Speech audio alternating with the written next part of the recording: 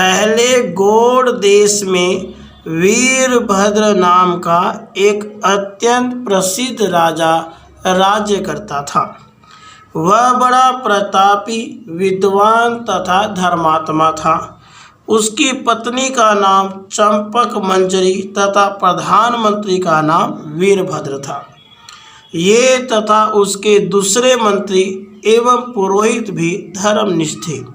ये सभी कर्तव्य अकर्तव्य, धर्म अधर्म आदि का निर्णय सदा धर्म शास्त्रों के आधार पर ही करते थे, क्योंकि वे जानते थे प्रायश्चित, चिकित्सा, ज्योतिष का फलादेश अथवा धर्म निर्णय सदा शास्त्रों के आधार पर ही करना चाहिए। जो बिना शास्त्रों के यूं ही मनमाना फतवा दे डालता है उसे ब्रह्म हत्या का पाप लगता है। इसलिए ये लोग राजा को सदा धर्म शास्त्र आदि का श्रवण कराते रहते थे। उनके राज्य में कोई नगण्य व्यक्ति भी अधर्म या अन्याय का आचरण नहीं करता था। उस समय गौड़ देश में स्वर्ग जैसा सुराज हो रहा था। एक दिन वीरभद्र अपने मंत्रियों के साथ वन में शिकार खेलने गया। वे वहां दौड़ते दौड़ते थक गए और तब तक दोपहरी भी हो गई थी। वे लोग प्यास से बेचैन हो रहे थे।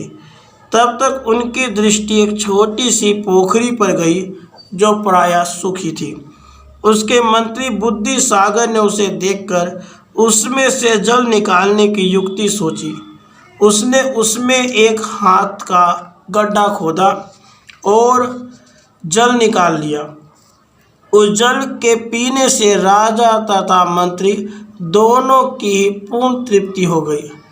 अब धर्म अर्थ के पंडित उस मंत्री ने राजा से कहा, राजन, यह पुष्करणी तलैया पोखरी न जाने इस पर्वत की आदित्य का चौरस भूमि में किसने बनाई थी। अभी तक तो यह वर्षा के जल से भरी थी, पर अब सूख गई है। अब यदि आप आज्ञा दें तो मैं इसका पूर्णतया उद्धार करके चारों ओर बढ़िया बांध बनाकर इसे सरोवर का ही रूप दे दूं। राजा ने मंत्री के इस प्रस्ताव को बड़ी प्रसन्नता के साथ स्वीकार कर लिया। उसने बड़े समारोह से बुद्धि सागर को इस कार्य में नियुक्त कर दिया। शुद्ध आत्मा मंत्री ने बड़ी श्रद्धा से 200 हाथ लंबा चौड़ा एक सरोवर तैयार किया और उसके चारों ओर पत्थर के घाट बनवा दिए। इस तरह उनमें अगाध जल राशि संचित हो गई। तब से वह वनचरों एवं पक्षियों का क्रीड़ा स्थल एवं जलपान का आश्रय हो गया। आयु समाप्त होने पर बुद्धि सागर जब धर्मराज के यहाँ पधारे तब धर्मराज चित्रगुप्त से उनके कृत्यों के संबंध में पूछताछ की। चित्रगुप्त ने उनके सरोवर निर्माण की चर्चा की। साथ यह भी कहा, ये राजा को सदा ही धर्म कार्य में प्रेरित करते थे। चित्रगुप्त के यूँ कहने पर धर्मराज ने बुद्धि सागर की धर्म विमान पर चढ़ाए जाने की आज्ञा दे दी।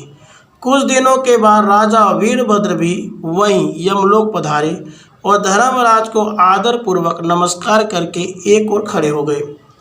पुण्य संबंधी प्रश्न किए जाने पर चित्रगुप्त ने उनके लिए भी उसी सरोवर निर्माण के पुण्य की चर्चा की।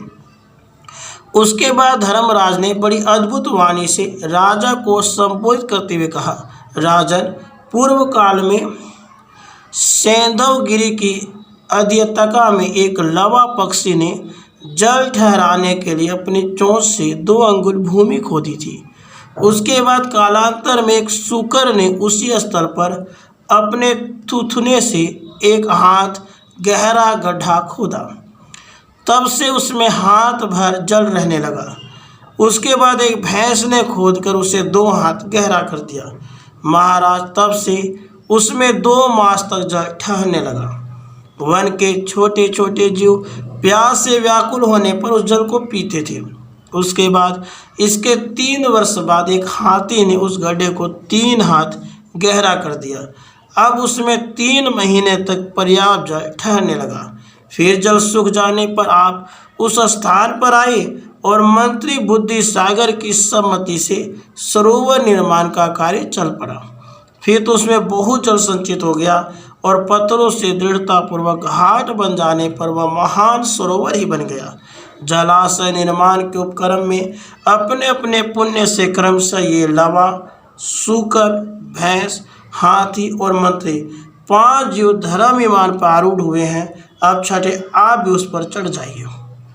धर्मराज के इन विचित्र तथा सुखद शब्दों को सुनकर राजा वीरभद्र भी उस विमान पर जा बैठा। इस प्रकार जीर्णोद्धार का पुण्य अत्यंत महान है, जिससे एक सरोवर के पुनः पुनः उद्धार में ये 6 जीव धर्म विमान पर आरूढ़ हुए। राधे कृष्ण, राधे कृष्ण।